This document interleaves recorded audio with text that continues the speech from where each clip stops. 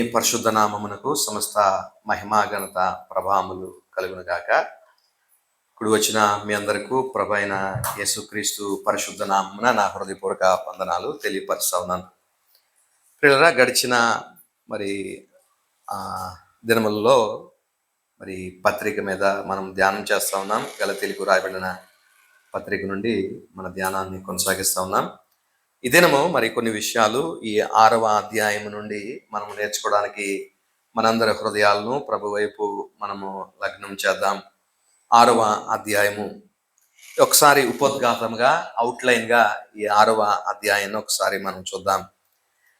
1 నుండి 5 అధ్యాయాల వరకు ఉన్నటువంటి సారాంశాన్ని క్రోడీకరించి కుదించి 6వ అధ్యాయంలోనికి దాని అప్లికేషన్ని భక్తుడు తీసుకొస్తున్నట్లుగా ఇక్కడ మనం చూడగలుగుతాం. ఉదాహరణకి ఒక ఫన్నెల్ ఉందనుకోండి, తెలుగులో ఏమంటాం, గళ్ళ, అంటే పైన ఎలా ఉంటుంది, కిందకు వచ్చేసరికి ఒక సన్నని గొట్టంలా ఉంటుంది. అంటే అంటే చిన్న చిన్న రంధ్రాల్లో వాటిని వేయడానికి మనం ఉపయోగిస్తూ ఉంటాం. అది ఒకసారి ఆ గళ్ళాన్ని కనుక మనం జ్ఞాపకం చేసుకుంటే మొదటి 5 అధ్యాయాలని తీసుకొచ్చి ఆ ఫనెల్లో వేస్తే అది కాన్సన్ట్రేట్ చేయబడి దాని యొక్క ఏమంటాం ఆ మోటివ్ అంతా, ఉద్దేశం అంతా కూడా ఒక చిన్నని సన్నని విధానంలో కిందకి ఎలాగైతే ఆ గళ కాన్సన్ట్రేటెడ్గా ఒకే పర్టికులర్ దిశగా అది పంపిస్తుందో, అలాగా 5 అధ్యాయాలు కలిపినటువంటి సారాంశం అంతటినీ కూడా 6వ అధ్యాయంలోనికి ఒక నిర్దిష్టమైనటువంటి క్రమములో 5 అధ్యాయాలు కలిపినటువంటి అంశం అంతటిని కూడా 6వ అధ్యాయంలోనికి పంపిస్తున్నట్లుగా మనం చూడగలుగుతా ఉన్నాం. అసలు ఈ అధ్యాయము లేదా ఈ గలతీ పత్రిక యొక్క సారాంశాన్ని ఒకసారి మనం జ్ఞాపకం చేసుకుంటే దీని పర్పస్ మనం నేర్చుకుని ఉన్నాం. ఎందుకొరకు ఈ పత్రిక రాయబడిందని మొదటి అధ్యాయంలో 6-7 వచనాల్లో మనం చూసాం. దీని యొక్క పత్రిక యొక్క మోటివ్ ఏంటనేటువంటిది, పర్పస్. గలతీయులు దేవుని సువార్త నుండి మరొక సువార్త వైపు వారు ఉత్తనే తొలగిపోయారు. చాలా సులువుగా వారు కొట్టుకుని పోయినట్లుగా వేరొక సువార్త వైపు మళ్ళీపోయినట్లుగా మనం చూస్తా ఉన్నాం. అలా వేరే సువార్త తట్టు వెళ్ళిపోయినటువంటి వారిని మరలా క్రీస్తు సువార్త వైపు, అనగా సత్య సువార్త వైపు వారిని తీసుకురావడం కొరకు ఈ పత్రిక రాయబడడాన్ని మనం చూస్తా ఉన్నాం. ఏ విషయాల్లో వీరు కొట్టుకుపోయారు అని మనం గనక ఆలోచన చేస్తే, వీరు ధర్మశాస్త్రము క్రింద నుండి ఒకసారి బయటికి వచ్చి క్రీస్తు సువార్తని అంగీకరించి స్వతంత్రులైనటువంటి వీరు మరలా ఎక్కడికి వెళ్ళిపోతున్నారంటే ధర్మశాస్త్రము క్రిందకే మరలా వెళ్ళిపోతా ఉన్నారు. అంటే వారి ఉద్దేశం ఏంటంటే ధర్మశాస్త్ర ఆచారాలని, క్రియల్ని చేస్తేనే మనం పరిశుద్ధులం అవుతాం, లేకపోతే మనం నీతిమంతులుగా కొనసాగుతాం అనేటువంటిది వారి ఉద్దేశం. కాబట్టి వారు సున్నతిని ఆచరించినటువంటి క్రమాన్ని మనం చూస్తా ఉన్నాం. బలవంతంగా వారు ఇతరులకు, లేకపోతే ఈ క్రీస్తును ఎరిగినటువంటి వారికి, క్రైస్తవ్యంలోనికి వచ్చిన వారికి వాళ్ళు ఏం చేయడానికి ప్రయత్నించేవారంటే వెంటనే క్రైస్తవ్యంలో వచ్చిన వాళ్ళందరినీ సున్నతి చేసేయడానికి వారు చూసేవారు. ఇప్పుడు కూడా మనం దాని సున్నతి తీసాం, కానీ ఇంకొక పేరు పెట్టాం దానికి, ఏంటంటే బాప్తీసం పెట్టాం. వచ్చిన వాళ్ళందరికీ బాప్తీసం ఇచ్చేసేటువంటి పరిస్థితి. కానీ బాహ్యమైనటువంటిది కాదు, కానీ అంతరంగమున మన విశ్వాసమే అది ప్రాముఖ్యమైనది అనేది మనం గమనించాలి ప్రియులరా. అయితే ఈ విధంగా వారు సున్నతిని ఆచరించడం, లేదా ఒక పర్టికులర్ రోజులు ప్రాముఖ్యమైనవని, పర్టికులర్ దినములు ప్రాముఖ్యమైనవని, లేదా ఆహారము ఇది తినొచ్చు ఇది తినకూడదు అనేటువంటి నియమాలు వారు పెట్టుకుని ఆ నియమాలను పాటించడానికి, ఇవన్నీ ధర్మశాస్త్రములో ఏమన్నా ఆచారాలు ఉన్నాయో వాటన్నిటినీ ప్రయత్నించడానికి వీరు మరలా మరి పూనుకున్నట్లుగా మనం చూస్తున్నాం. ధర్మశాస్త్రం అనేటువంటిది వారి మీద ఎలా ఉండిందంటే ఒక కాడి కింద మరి భక్తుడు రాశాడు. ఆ కాడి నుండి మీరు విడుదల పొందిన తర్వాత మరలా అదే కాడి కిందకి, మరలా యోగ్ కిందకి మీరు వెళ్తున్నారు అని మరి ఆ భక్తుడు చెప్పడం మనం చూసి ఉన్నాం. కాబట్టి స్వతంత్రులైనటువంటి మీరు మీకు ఇవ్వబడినటువంటి స్వాతంత్రాన్ని చక్కగా సద్వినియోగపరచుకోవాలి. ఎలాగా? దేవుణ్ణి ఆరాధించేటువంటి విధానములో శరీర కార్యాలను అనుసరించకుండా ఆత్మానుసారంగా మనము దేవుణ్ణి ఆరాధించాలి అనేది నేర్చుకుని ఉన్నాం. ఎలాగా ఆత్మానుసారంగా నేర్చుకోవడం అంటే ఏంటి? శరీర క్రియలు చేయకుండా ఆత్మానుసారంగా నేర్చుకోవడం అంటే ఏంటంటే, ఒక వ్యక్తి దేవుణ్ణి ఆరాధించడానికి వెళ్ళేటువంటి ఒక వ్యక్తి ఎలా వెళ్ళాలి అనేటువంటి విధానం మనం నేర్చుకున్నాం. కయ్యను ఏబేలు యొక్క ఆ స్టోరీని మనం ఉపోద్ఘాతంగా ఎగ్జాంపుల్గా తీసుకుంటూ, ఇద్దరూ దేవుణ్ణి ఆరాధించడానికే వచ్చారు. కానీ ఒకరైతే విశ్వాసముతో దేవుణ్ణి ఆరాధించినటువంటి వారైతే, మరొకరు తన క్రియలను ఆధారం చేసుకుని దేవుణ్ణి ఆరాధించడానికి వచ్చినటువంటి పరిస్థితిని మనం చూస్తూ ఉన్నాం. కాబట్టి మన క్రియలు ఆధారం చేసుకోకుండా, మన స్వనీతిని ఆధారం చేసుకోకుండా, ధర్మశాస్త్రాన్ని ఆధారం చేసుకోకుండా, దేవుని కృపను ఆధారం చేసుకుని విశ్వాసంతో మనం ఎప్పుడైతే దేవుని దగ్గరికి వస్తామో దేవుడు మనల్ని అంగీకరిస్తాడు, తన కుమారులుగా చేసుకుంటాడు, తన ఆత్మని మనకి సహవాసానికి ఇస్తాడనేది మనం నేర్చుకున్నాం. ఎప్పుడైతే ఆత్మ దేవుని సహవాసం మనకు లభిస్తుందో ఆత్మ మనలో తన కార్యమును జరిగిస్తాడు. ఎలాగ జరిగిస్తాడు తన కార్యం అంటే, మనము ఆయనతో కలిసి పని చేసినప్పుడు, అనగా మనము భాగస్వాములు అవ్వాలి. పరిశుద్ధాత్మ దేవునితో మనం కూడా భాగస్వాములు అయ్యి ఫల ఉత్పత్తిని మనము కలిగి ఉండాలి. ఫలోత్పత్తి అంటే ఆత్మ ఫలము ఏమనగా అని 5వ అధ్యాయము 22వ వచనము నుండి మనము చదువుకుని ఉన్నాము. 23 నుంచి 22 నుంచి. అయితే ఈ ఆత్మ ఫలము మనలో రావాలి అంటే మనం చేయాల్సింది ఏంటంటే, ఆత్మదేవునికి మనము కలిసి పని చేయాలి. ఆత్మదేవునితో partnership with the holy spirit, భాగస్వామ్యము కలిసి మనం చేయాలి. మనం అనుకుంటాం, క్రైస్తవులుగా అనుకునేటువంటిది విధానం ఏంటంటే, దేవుడే మనలో చేసేస్తాడు ఇలాంటివన్నీ, నేనేం చేయవసరం లేదు, నేను దేవునికి నమ్ముకుంటే చాలు, దేవుడే నాలో అన్ని చేస్తాడు అని. నీవు చేయాల్సిన బాధ్యత కూడా ఉంది. అది ఇద్దరు కలిసి చేయాల్సినటువంటి పని. దేవుని యొక్క కార్యమే కాకుండా హ్యూమన్ రెస్పాన్సిబిలిటీ కూడా ఉంది అనే విషయాన్ని మనం జ్ఞాపకం చేసుకోవాలి. దీనికి ఒక ఎగ్జాంపుల్ మనం చూసాం. అబ్రహాము శారాను మనం చూసాం. దేవుడు వాగ్దానం చేశాడు తన కార్యాన్ని, తన ఫలాన్ని వాళ్ళకి ఇవ్వాలని. అబ్రహాము శారాలకు ఫలం ఇవ్వాలని దేవుడు ప్రామిస్ చేశాడు. అయితే వీళ్ళు ప్రమేయం ఏంటి? వీళ్ళ బాధ్యత ఏంటి? ఏదైతే వాగ్దానం చేశాడో ఆ ప్రామిస్ని వాళ్ళు నమ్మినప్పుడు ఆత్మదేవుడు వారిలో ఏం చేశాడంటే, వారి యొక్క రిప్రొడక్టివ్ ఆర్గాన్స్ మృతమైపోయిన స్థితిలో ఉన్నటువంటి వాటిని ప్రభు రివైవ్ చేసి, రెస్టోర్ చేసి, మరలా రీప్రొడ్యూస్ చేయగలిగినటువంటి స్థితికి, ఫలోత్పత్తి చేయగలిగిన స్థితికి వీరిని తీసుకుని వచ్చాడు. ఒక విషయాన్ని మనం గమనించాలి. ఈ క్రమంలో మనం ఆలోచన చేసినప్పుడు, ఇతడు అబీమెలెకుకి శారాను అప్పగించేయడం మనం చూస్తూ ఉన్నాం. అంటే అది తెలుసా, ఆ స్టోరీ మనందరికి తెలుసు కదా. వీళ్ళు ఒక రాజ్యమునకు వెళ్ళినప్పుడు ఆ దేశంలో మరి ఈ శారా అందంగా ఉండడం చూసి రాజు అయినటువంటి అబీమెలెకు ఆమెను ఇష్టపడి ఆమెను తీసుకుంటాడు. ఈమె ఎవరు అంటే అతడు చెప్పింది ఏంటంటే, ఈమెన సహోదరి అనేటువంటి మాట చెప్పడం మనం చూస్తా ఉన్నాం.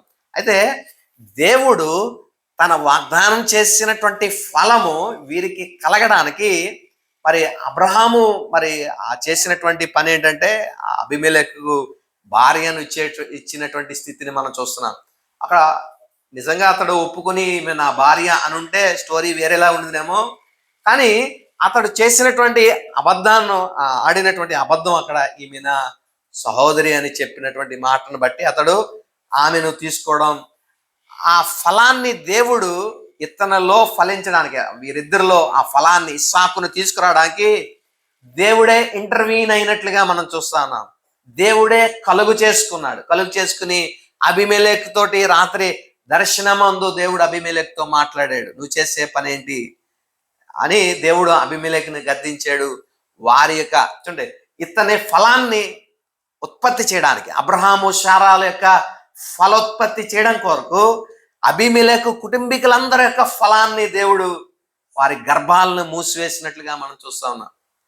చివరికి అబీమెలెకు విషయంలో మనం చూస్తే చూడండి, దేవుడు ఎంత కరుణామయుడు అనే విషయాన్ని మనం ఇక్కడ ఆలోచన చేయగలుగుతాం. ఎలాగంటే, అబ్రహాము అబద్ధం ఆడినప్పటికీ కూడా, ఆమె నా సహోదరి అనేటువంటి అబద్ధం ఆడినప్పటికీ కూడా, ఇతడు అబీమెలెకు ఏం చేశాడంటే, అబ్రహాముకి వెళ్ళిపోయేటప్పుడు శారాను అప్పగించేసి కొంత ధనమును ఆమెకి వాళ్ళకి ఇచ్చి పంపించాడు.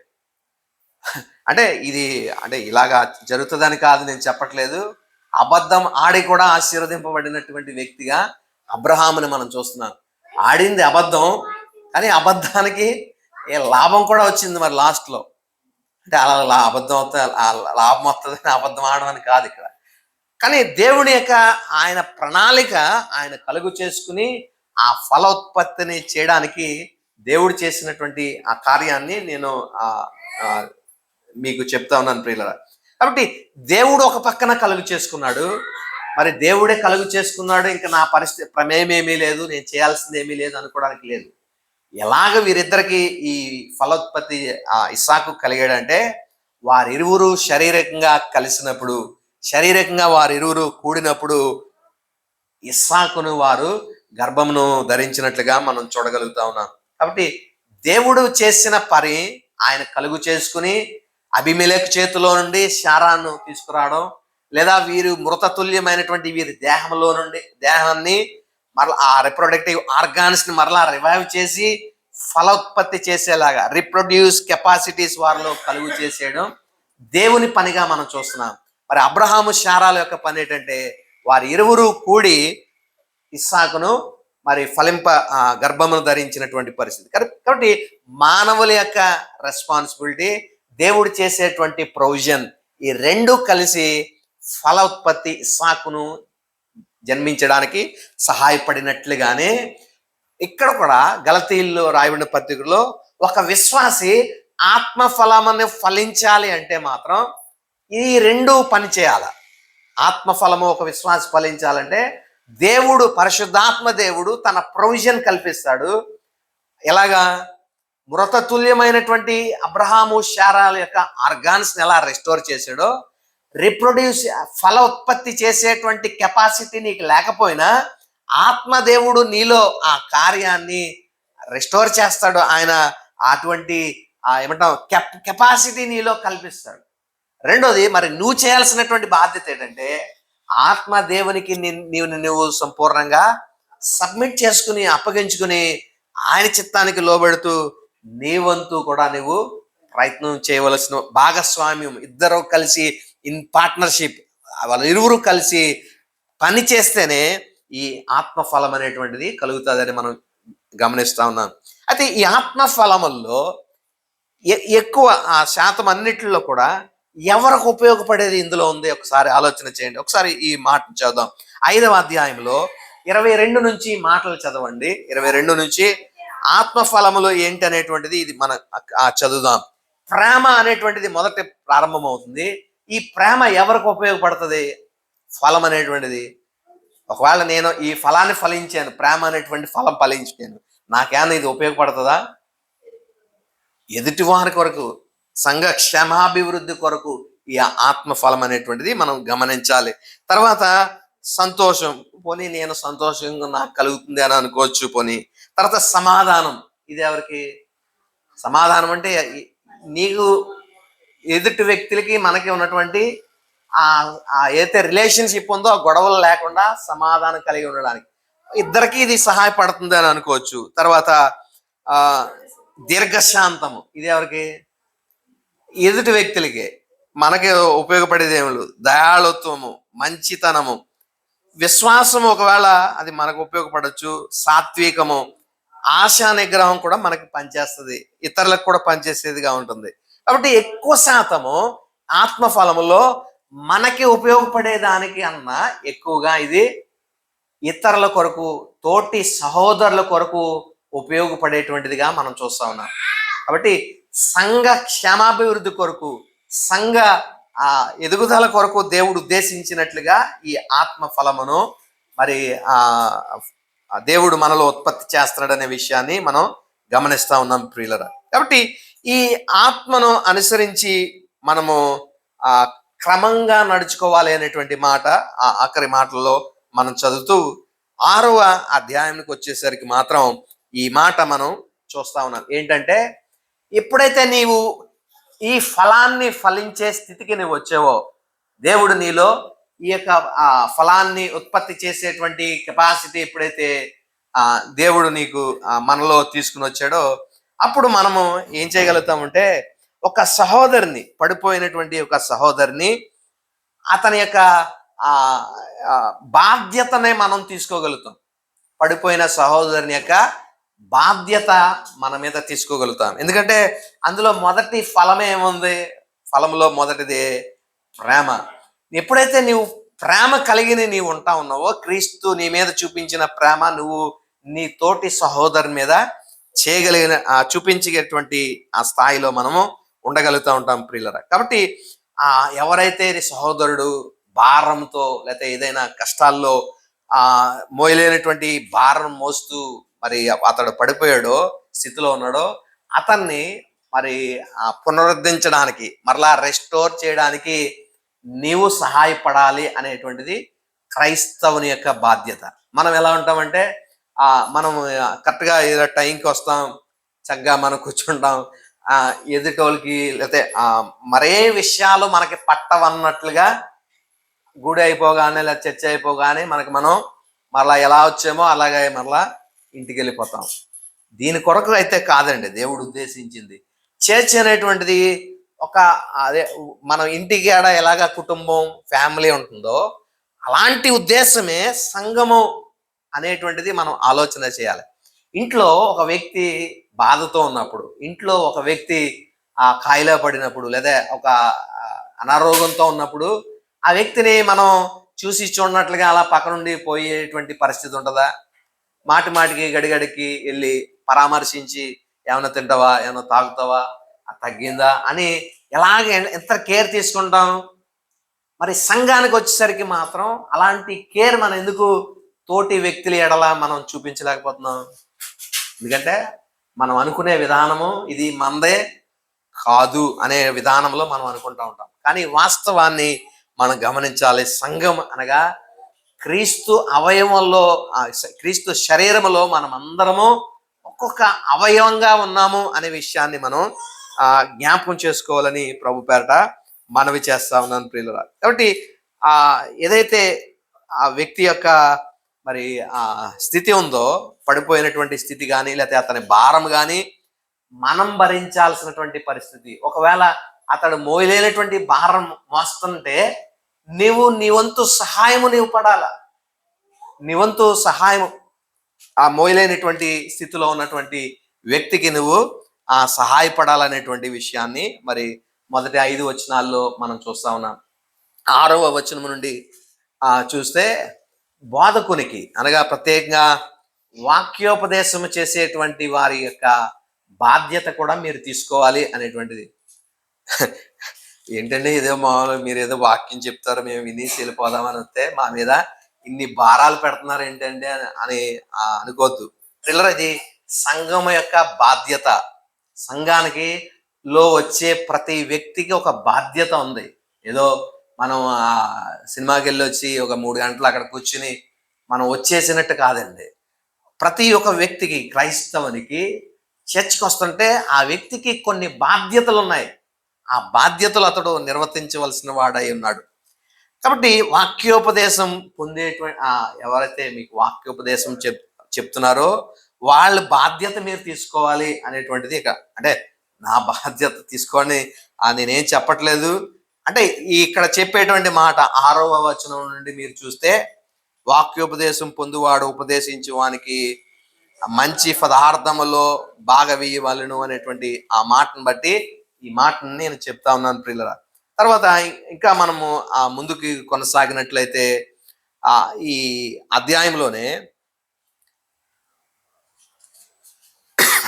ఆ పౌలు రాస్తున్నటువంటి ఆ మాటలు మనం చక్కగా చదవగలిగితే ఆ ఒకరికొకరు మరి ఏమంటాం క్రీస్తు యొక్క ప్రేమను కనపరిచేటువంటి విధానంలో వారు ఉండాలి అనేటువంటి మాటలు ఇక్కడ తెలియపరచడాన్ని మనం చూస్తా ఉన్నాం ప్రియులరా.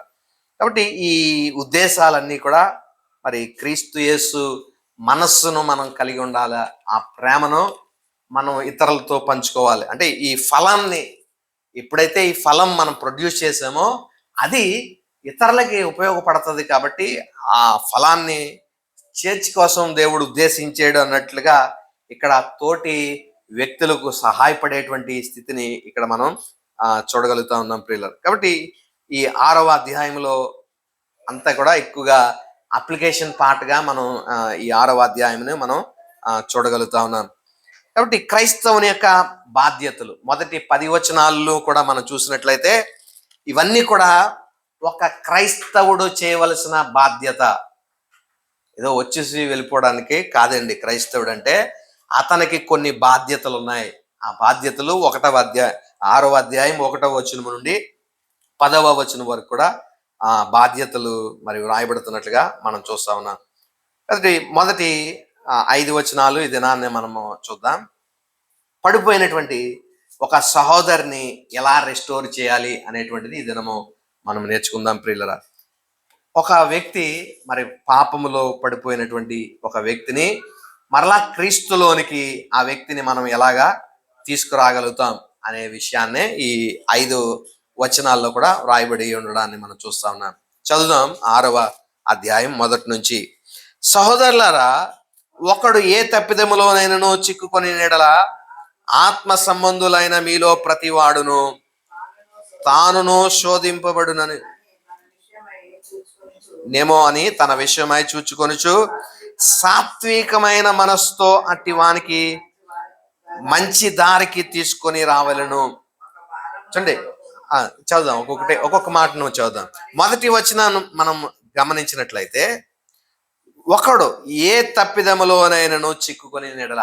సపోజ్ నీ ఆ సహోదరుడు లేకపోతే మన చర్చిలో ఉన్నటువంటి ఏదో ఒక సభ్యుడు గనక ఏదైనా తప్పిదములో పడిపోయినట్లుగా మనం గనక తెలిస్తే, ఆ విషయం మనకు తెలిస్తే మనం చేయాల్సినటువంటి బాధ్యత ఏంటి అనేటువంటిది మనం గమనించాలి.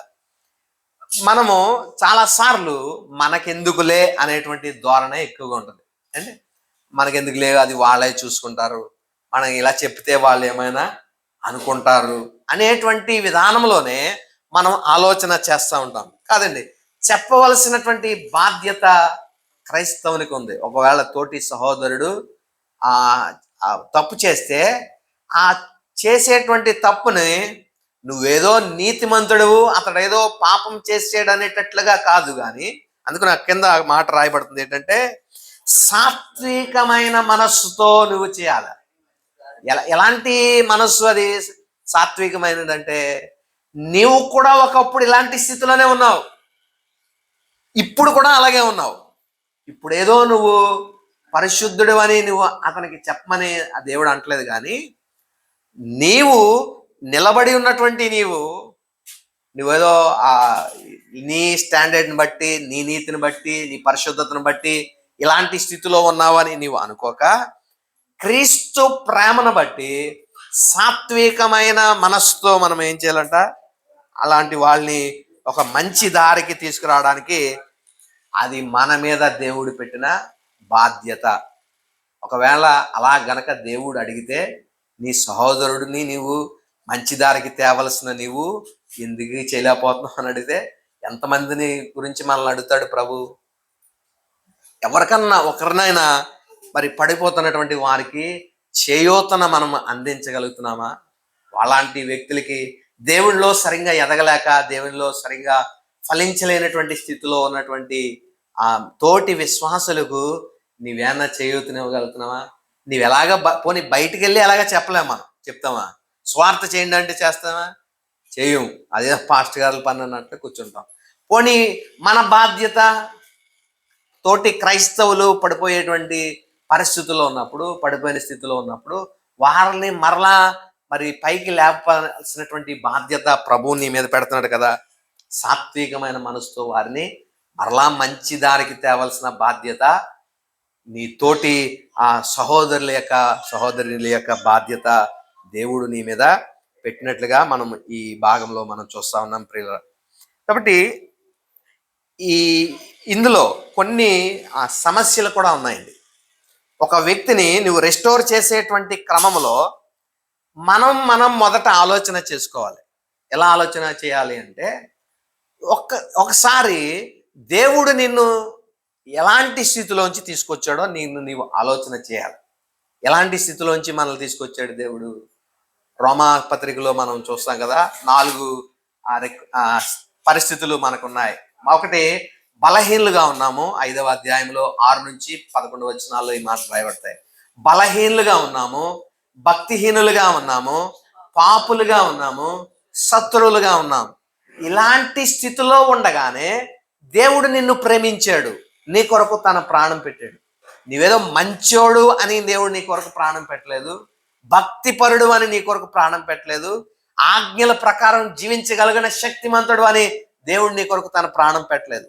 నువ్వు శత్రువుగా దేవుడికి ఉన్నప్పుడు, పాపిగా ఉన్నప్పుడు, బలహీనుడిగా భక్తిహీనుడిగా ఉన్నప్పుడే ప్రభు నీ కొరకు ప్రాణం పెట్టాడు.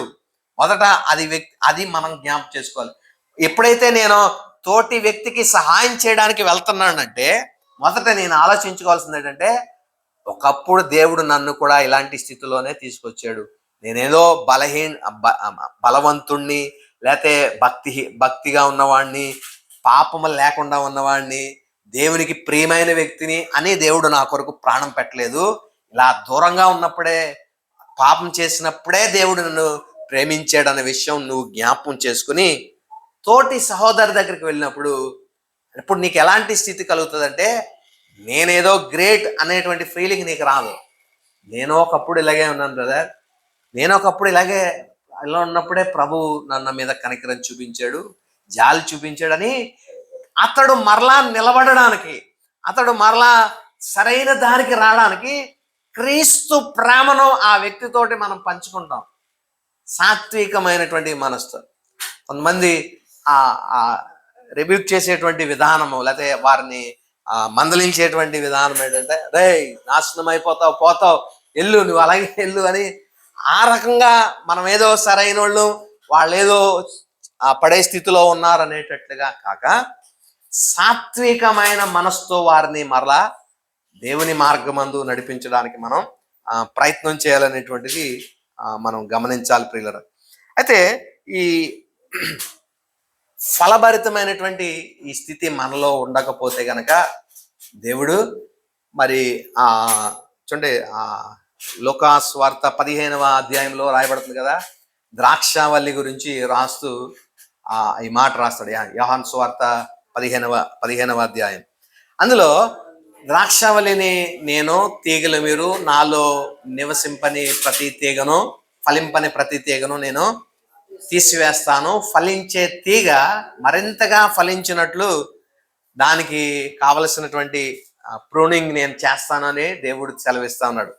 అంటే ఫలింపని తీగలను కట్ చేసి ఫలించే తీగలు మరింతగా ఫలించేటట్లుగా చేస్తాడనేటువంటి మాట ఆ అధ్యాయంలో మనం చూస్తాం యోహాను సువార్తలో.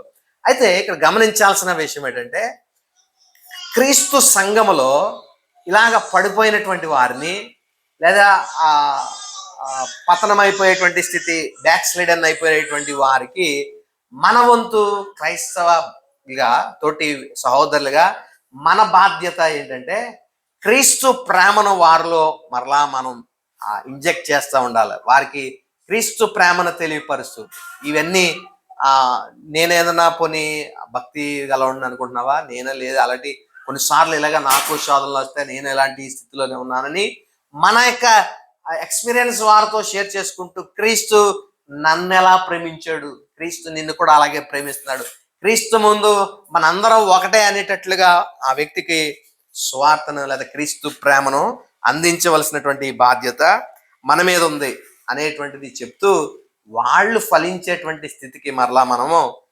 సహకరించాలనేటువంటిది ఈ దీని యొక్క ఉద్దేశంగా మనం చూస్తా ఉన్నాం ప్రియులారా. ఈ స్లైడ్ కనుక మనము చూసినట్లయితే రెండు విధాలైనటువంటి స్థితిగతులను మనం చూస్తా ఉన్నాం. ఒక వ్యక్తి మోషే ధర్మశాస్త్రానికి లోబడేటువంటి ఒక వ్యక్తి అయితే, మరొక వ్యక్తి స్వార్థకు విధేయత చూపినటువంటి వ్యక్తి మరొక స్థితిని మనం చూస్తున్నాం. అయితే ఒక చాయిస్ అన్నమాట. మనకి గలతీయులకి ఒక చాయిస్ ఏంటంటే, నీవు మోషే ధర్మశాస్త్రానికి లోబడతావా, లేదా పౌలు చెప్తున్నటువంటి ఈ సువార్తకి, క్రీస్తు సువార్తకి లోబడతావా? వీరు చేసుకోవలసినటువంటి నిర్ణయము వారి చేతిలో ఉంది, గలతీయుల చేతిలో ఉంది. ఒకవేళ గనక వాళ్ళు ధర్మశాస్త్రానికి లోబడేటువంటి వారుగా ఉంటే అది కఠినమైనది అనే మాట మనం చూస్తున్నాం. అంటే ధర్మశాస్త్రాన్ని దేవుడు దేంతో పోల్చాడంటే కాడి అనే భారము అనే మాటలో ఉపయోగింపబడినాయి. అంటే వారి నెక్ మీద, వారి మీద ఎలాగా ఆ బరువు మోపినటువంటి పరిస్థితిగా అది మనం చూస్తా ఉన్నాం. చూడండి, శాస్త్రులతో ధర్మశాస్త్ర ఉపదేశకులతో కూడా ప్రభు ఈ మాట చెప్తాడు. ఏమనంటే, మీరు కొత్తగా వచ్చేటువంటి వారికి ఇన్నిన్ని బరువులు మోయమని వారి మీద లేనిపోయిన భారాలు మోపుతున్నారు, కానీ మీరు చిటికిన వేలుతో కూడా ఆ బరువుని మీరు మోయడానికి ఇష్టపడరు అని వారిని హెచ్చరించడం మనం చూస్తా ఉన్నాం. కాబట్టి బరువులు అయితే వారు మోపుతా ఉంటారు ధర్మశాస్త్ర ఉపదేశకులు, కానీ వీళ్ళు చిటికిన వేలుతో కూడా మోయరంట. అలాంటి బరువు కఠినమైనటువంటిది మన మీద మోపబడుతుంది. వ్యక్తిగతమైనటువంటి ప్రమాదం దానివల్ల కలుగుతుంది. శిక్షకు మనం పాత్రలం అవుతాం. ఎందుకంటే ధర్మశాస్త్రాన్ని సంపూర్ణంగా నెరవేర్చగలిగినటువంటి సామర్థ్యం మనకి లేదు కాబట్టి, ఆ కెపాసిటీ, ఎబిలిటీ లేదు కాబట్టి దాన్ని అనుసరించకపోవడం వల్ల శిక్ష కలుగుతుంది. తర్వాత ఆ చట్టం యొక్క ఉద్దేశం ఏదైతే ఉందో, ధర్మశాస్త్ర ఉద్దేశము అది నెరవేరటం లేదు అనేటువంటిది మనం అక్కడ చూడగలుగుతా ఉన్నాం ప్రియులరా. ఒకవేళ వ్యక్తి కనుక, లేకపోతే గలతీయుల్లో ఉన్నటువంటి క్రైస్తవుడు ధర్మశాస్త్రాన్ని కాదు నేను అనుసరించేది, పౌలు సువార్తని నేను అనుసరిస్తాను అని పౌలు సువార్తకి గనక అతడు లోబడినటువంటి వాడుగా అయితే గనక దానివల్ల కలిగేటువంటి ప్రయోజనం ఇక్కడ మనం చూస్తా ఉన్నాం. అది అయితే కఠినంగా ఉంది.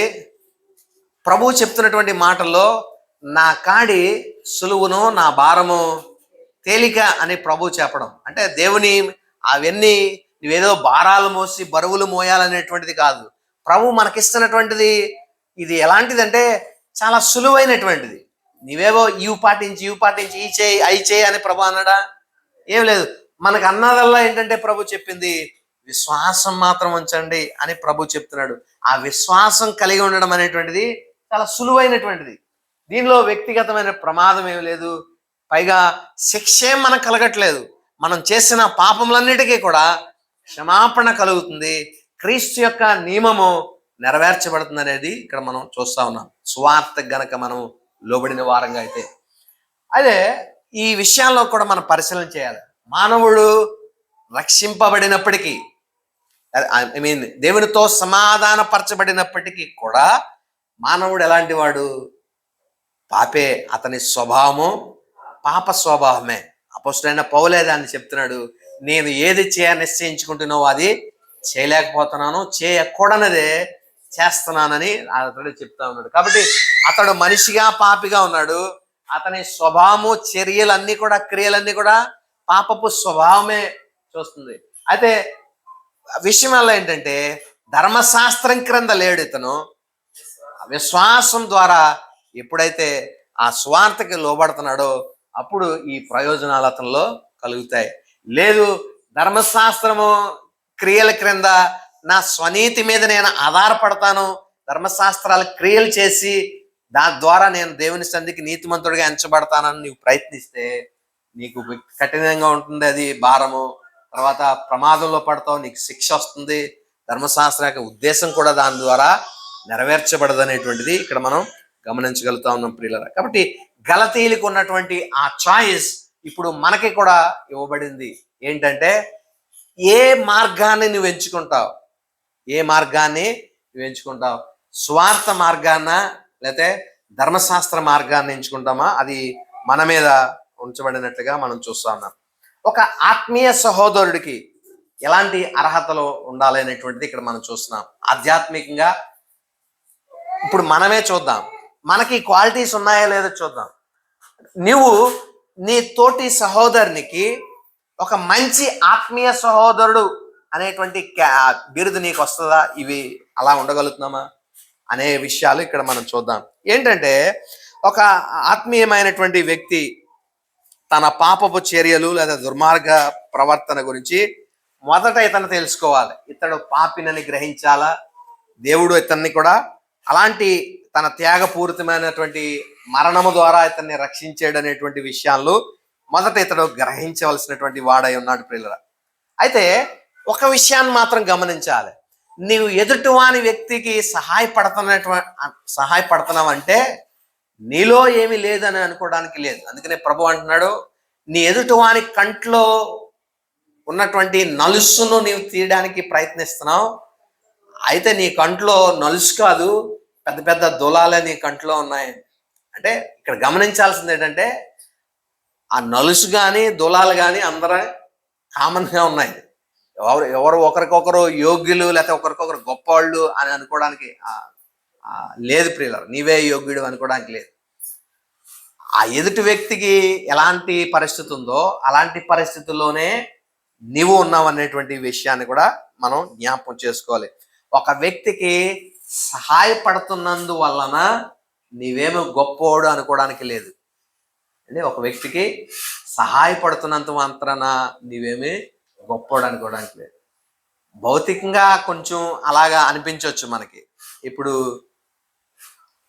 ఒకవేళ ధర్మం ఇచ్చే విషయంలో మనం ఆలోచన చేస్తే ఎవరైనా అడుక్కుని వాళ్ళు వస్తారు కదా, వాళ్ళకి మనం ఎలా వేస్తాం, చాలా మనం ఏదో తీసుకో అని అలా అంటే మనం ఏదో ఉన్నవాళ్ళు వాళ్ళు లేనోళ్ళు పోనీ అది ధనం అతడు ఆ పరిస్థితి అలా ఉంది కాబట్టి అతడు అడుక్కోవడానికి వచ్చాడు అని అనుకోవచ్చు. కానీ క్రైస్తవ్యంలో మాత్రం నీ తోటి సహోదరునికి నువ్వు చేసే హెల్ప్ మాత్రం అతడు ఏదో తక్కువ స్థితిలో ఉన్నాడు, నువ్వేదో మంచి స్థితిలో ఉన్నాడు అనేటువంటి ఆ ఉద్దేశంతో అయితే సహాయం చేయడానికి లేదు అనేటువంటిది దేవుడు తెలియపరుస్తున్నాడు. నీవు ఉన్నత స్థితిలో పరిశుద్ధ స్థితిలో, అతనేమో పాపిల ఆ స్థితిలో పాపాత్ముడైనటువంటి పాపుల్లో ప్రధానమైనటువంటి వాడు ఈడే అనే రీతి అలాగ మనం ఎంచకూడదు.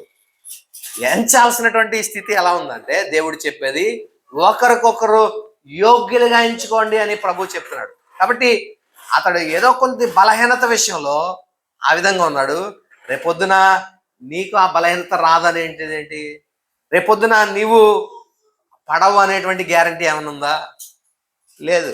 మనం అందరం ఏదో ఒక బలహీనతలో ఏదో ఒక చోట ప్రతి మానవుడు పడాల్సిన పరిస్థితి. ఎందుకంటే అతని లోపల ఉన్నటువంటి నైజం ఎలాంటిదంటే పాప నైజం. కాబట్టి అంత మాత్రాన నీవేదో పరిశుద్ధుడు అతడేదో పాపి అన్నట్లుగా అతడికి హెల్ప్ చేయడం కాకుండా దేవుని ప్రేమ చొప్పున సాత్వికమైన మనసుతో అతనికి మనము సహాయం చేసేటువంటి స్థితి మనకు ఉండాలనేటువంటిది ప్రభు మనకి తెలియపరుస్తున్నాడు. కాబట్టి ఒక ప్రమాదం ఇక్కడ మనకుంది. ఆ ప్రమాదం ఏంటంటే సెల్ఫ్ రైచియస్నెస్ని మనము ఉపయోగించుకుంటాం. ఇక్కడ స్వనీతిని మనం ఎంచుకుంటాం. ఎదుటి వ్యక్తిని నీవు పడిపోయినటువంటి వ్యక్తికి నీవు చేయి అందిస్తున్నావు అంటే వెంటనే నీలో వచ్చేటువంటిది ఏంటంటే అమ్మయ్య నేను పడిపోలేదు అన్నట్లుగా. సుంకరి అంటే పరిసయుడు సుంకరి చేసినటువంటి ప్రార్థన మనం చూస్తాం కదా. అతడు ఆ పరిసయుడు చేసినటువంటి ప్రార్థన మనం చూస్తే ఈ సుంకర వలె నేను లేనందుకు నీకు కృతజ్ఞతాస్తుతులు అంటే వీళ్ళలాగా నేను పడిపోలేదు అనేటువంటి మనస్సు నీకు వచ్చేస్తుంది వెంటనే. ఆ పడిపోయినటువంటి వ్యక్తి దగ్గరికి వెళ్ళగానే అమ్మయ్య వీళ్ళ నేను లేను ప్రభా చాలా సంతోషం అని. అంటే అలాంటి మనస్సు మనకు ఉండకూడదు. ఈ స్థితిలో లేకపోతే ఈ పాపంలో నువ్వు పడకపోవచ్చు, మరొక మరొక పాపంలో మరొక చోట దేవుని దృష్టిలో నువ్వు పాపివి అన్న విషయాన్ని మనం జ్ఞాపకం చేసుకోవాలి. కాబట్టి ఈ విషయాన్ని మనము జాగ్రత్తగా అర్థం చేసుకుందాం. ఎదుటి వ్యక్తికి సహాయపడేటువంటి విధానంలో మనం గమనించాల్సిన ఒక ఏంటంటే ఒక ప్రమాదం ఉంది. ఏంటంటే నిన్ను నీవు సెల్ఫ్ రైచియస్గా డిక్లేర్ చేసుకునే ప్రమాదం ఉంది. స్వనీతిమంతుడిగా నువ్వు చేసుకుని నీవే గ్రేట్, నీవే గొప్పవాడివి, నీవే పరిశుద్ధుడు అని నిన్ను నీవు గర్వపడేటువంటి స్థితి కలిగేటువంటి ప్రమాదం ఉంది అనే విషయాన్ని మనం జ్ఞాపకం చేసుకోవాలి ప్రియుల. కాబట్టి ఈ రకంగా మనము ఆ విషయాన్ని అర్థం చేసుకుందాం. ఒక విషయాన్ని అయితే మనం ఇక్కడ గమనించాల్సినటువంటి విషయం ఏంటంటే, ప్రతి సందర్భంలో కూడా మనము దేవుని యొక్క ప్రేమను ఇతరులకు తెలియపరిచేటువంటి విధానము మనం కలిగి ఉండాలనే విషయాన్ని మనం అర్థం చేసుకోవాలి ప్రియులరా. ఆ 2వ వచనంలో రాయబడినటువంటి ఒక మాటను మనం చదువుకుని ముగించుకుందాం. 2వ వచనంలోని మాట, ఒకని భారమునొకడు భరించి ఇలాగూ క్రీస్తు నియమము పూర్తిగా నెరవేర్చుడి. ఒకని భారము ఒకడు మోసుకొనుచు. అండి, ఎంతమంది ఇతరుల భారాన్ని కోసం మనము ఆలోచన చేసేటువంటి వారంగా మనం ఉంటాం. ఇతరుల భారాన్ని మనము ఎప్పుడైనా మోయడానికి మనం ప్రయత్నిస్తామా? వాళ్ళు పలానా దాంట్లో అవసరతలో ఉన్నారని వాళ్ళకి ఎప్పుడైనా మనము చేయూతనివ్వడానికి ఎప్పుడైనా మనము ముందుకు వెళ్ళామా? కాబట్టి దేవుడు మనకిచ్చినటువంటి ఆజ్ఞ ఏంటంటే, నేను మిమ్మల్ని ప్రేమించినట్లుగా మీరు ఒకరినొకరు ప్రేమించండి అని ప్రభు ఆ యోహాను సువార్తలో ఒక కొత్త ఆజ్ఞను ప్రభు ఇవ్వడాన్ని మనం చూస్తూ ఉన్నాం పిల్లరా. కాబట్టి ఆ విధానంలో మనము ఒకని భారములు ఒకరు మోయగలిగినటువంటి ఆ స్థితిలో మనం ఉండాలనేటువంటిది దేవుడు మనకి తెలియపరుస్తూ ఉన్నాడు ప్రియులరా. కాబట్టి ఆ భారము మోయడము అనేటువంటిది ఏంటంటే, ఉదాహరణకి ఒక సహోదరుడు నీ ఎడల ఏదైనా తప్పిదం చేసినప్పుడు నీవు ఆ సహోదరిని, నీలో నిజంగా ఆత్మఫలము ఉంటే, ఆత్మఫలంలో మొదటిది ప్రేమ కదా, ఈ ప్రేమ చొప్పున నువ్వేం చేయాలంటే, ఆ సహోదరుని తప్పు చేశాడు నీ ఎడల, ఏదో తెలియక ఏదైనా మాట అన్నాడు, ఆ మాటని నువ్వేం చేయాలంటే, ఇలా అన్నాడు, వాడు ఇలా చేసాడు అని ఎంతమందికి చెప్పాలో అంతమందికి చెప్తాం ఆ మాట. భారము మోయడం అంటే ఆ మాట, ఆ చేసిన తప్పు నీవు ఎవరితో చెప్పకుండా ఉండగలుగుతావా? భారాన్ని మోయగలుగుతావా? భారం అంటే ఏదో అది మూట తెస్తున్నాడు, ఆ మూట నేను సాయం పట్టాలి కాదండి. ఆడు చేసిన తప్పు, నీడలు ఏదైనా తప్పు చేశాడు, ఆ తప్పుని క్షమించడానికి ఆ తప్పుని మరెవరితో చెప్పకుండా కప్పిపుచ్చేటువంటి స్థితిని మనం చేయగలుగుతామా? చేయలేం. దాన్ని వీలైనంత మందికి దాన్ని ఎక్స్పోజ్ చేస్తాం, తప్పుని బయటెడతాం. వాడిని ఎంత హ్యూమిలేట్ చేయాలో అంతగా మనం హ్యూమిలేట్ చేయడానికి, తగ్గించడానికి మనం ప్రయత్నం చేస్తూ ఉంటాం ప్రియులు. కాబట్టి అది కాదండి సువార్త. ఏంటంటే, దేవుని సువార్త ఏంటంటే, ఆది నుంచి కూడా దేవుడు సువార్త ఏంటంటే, మానవుల్ని దేవుడు కప్పి ఉంచడమే దేవుని సువార్త. ఆదిలోనే ప్రారంభమైంది. ఎక్కడ?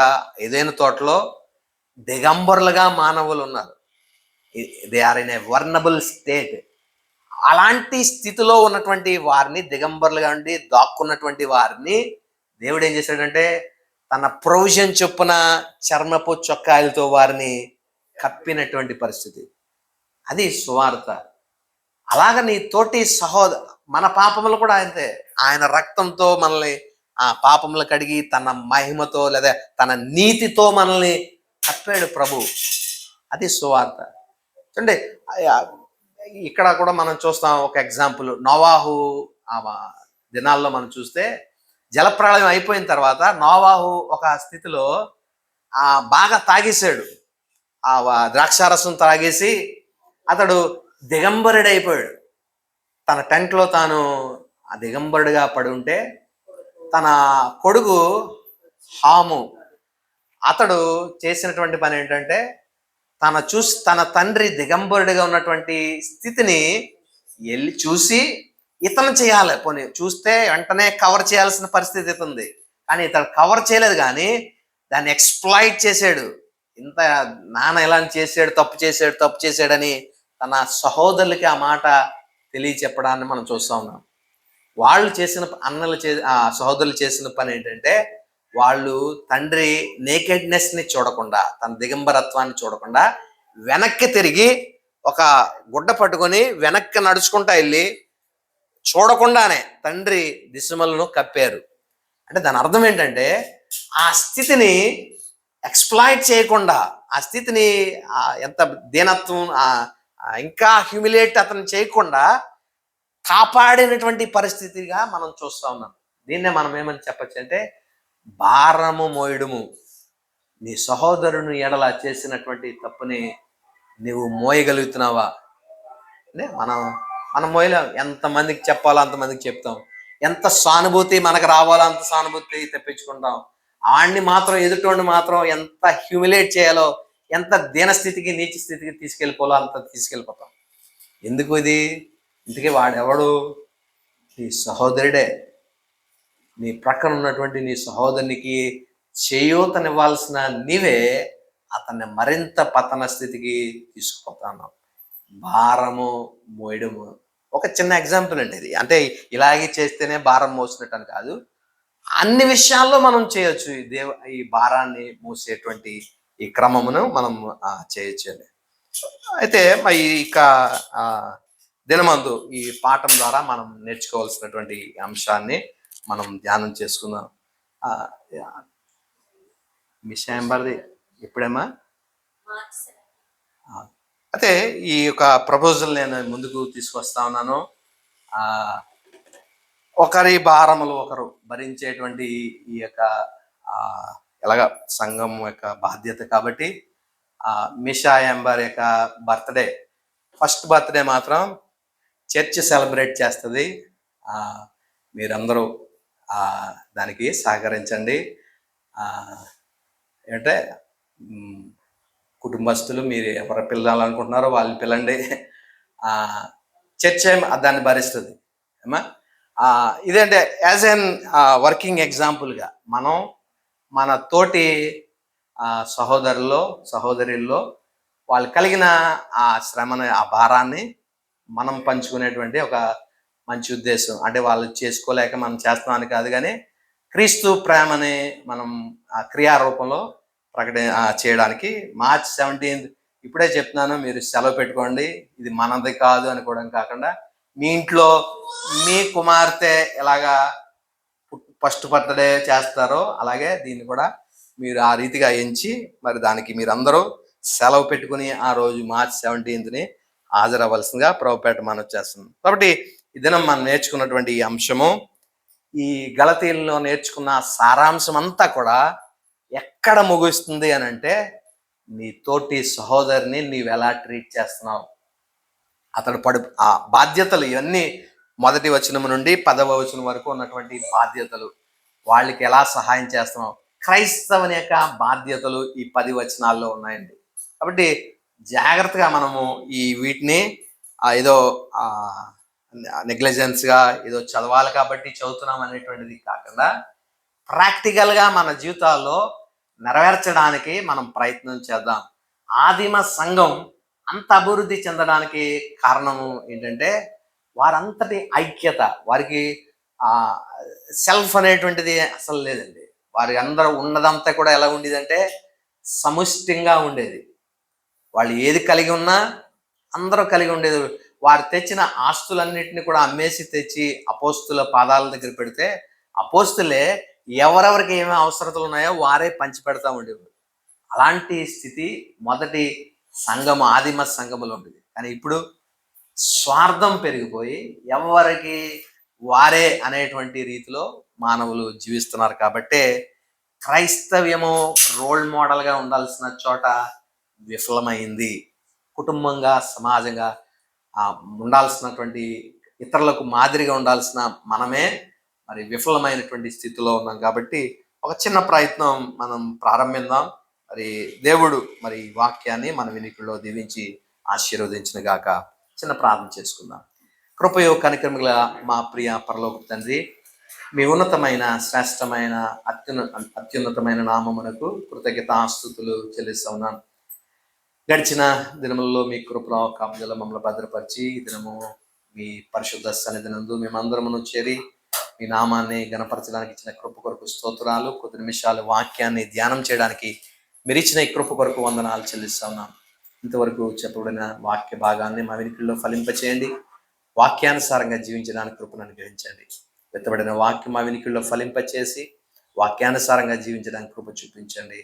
తోటి సహోదరుని మేము చేయూతను అందించేటువంటి సాత్వికంతో వారిని మరి మంచి మార్గాన్ని నడిపించగలిగినటువంటి స్థితికి మమ్మల్ని అందరూ ఉంచండి. సరైనటువంటి ఆధ్యాత్మిక ఆత్మీయ సహోదరులుగా మేమందరం ఉండడానికి కృప చూపించమని, ఒకరి భారములు మేము ఒకరు భరించేటువంటి స్థితి మా అందును అందరి అందును మరి మీరే పెంపొందించి మీ పరిశుద్ధ నామమునకు మా ద్వారా మహిమను ఘనతను ప్రభావమును పొందుకుమని, ఎత్తబడిన వాక్యం మా హృదయాల్లో ఫలింపచేయమని యేసుక్రీస్తు పరిశుద్ధ నామమున స్తుతించి ప్రార్థించి వేడుకొనుచున్నాము తండ్రి. ఆమేన్.